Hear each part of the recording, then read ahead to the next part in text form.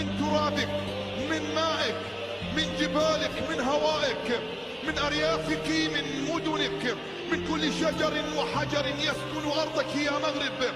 تشربنا السمو والسؤدد، ألا تنشدون كل صباح؟ إخوتي هيا للعلا سعيا. أهلا وسهلا بكم في قناتي المخصصة للرياضة والمنشآت. معكم أخوكم سعيد، وهنا سنستكشف معا عالم الرياضة بكل تفاصيله ونظرة عن كثب إلى أبرز المنشآت الرياضية.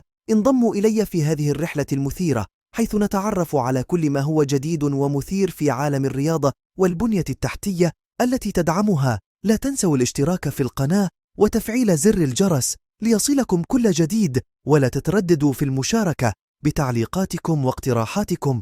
سأكون بانتظار تفاعلكم ومشاركتكم الفعالة. مرحبا بكم مجددا على قناة فوت نيوز. دعونا نبدأ. تجري أشغال إنجاز مدرجات جديدة تفوق طاقة استيعابها 15,000 مقعد بداخل ملعب طنجة الكبير بوتيرة سريعة وبنسبة عالية، عقب الانتهاء من زيادة طابق دائري جديد من طرف الشركة الخاصة المكلفة بهذه العملية. وتكشف الصور الجوية التي حصلنا عليها مدى التقدم الكبير في نسبة مواكبة الأشغال الكبرى بداخل الملعب، كما الشأن بالنسبة لمحيطه، وذلك بعد أسابيع قليلة من انطلاق الأشغال.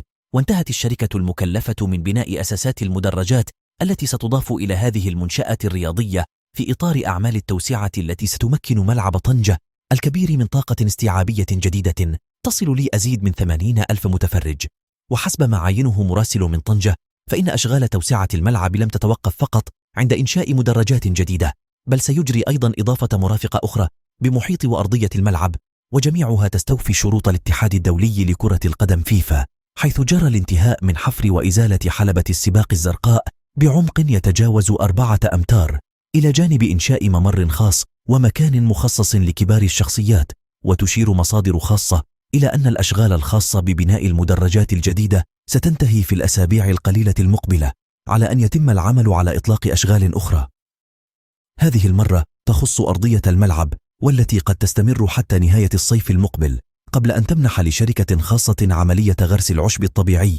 للإشارة إلى أن أشغال توسيع ملعب طنجة الكبير يأتي لرفع الطاقة الاستيعابية فيه، عقب إعلان المغرب رسميا إدراجه ضمن الملاعب التي ستحتضن منافسات كأس العالم 2030 إلى جانب البرتغال وإسبانيا.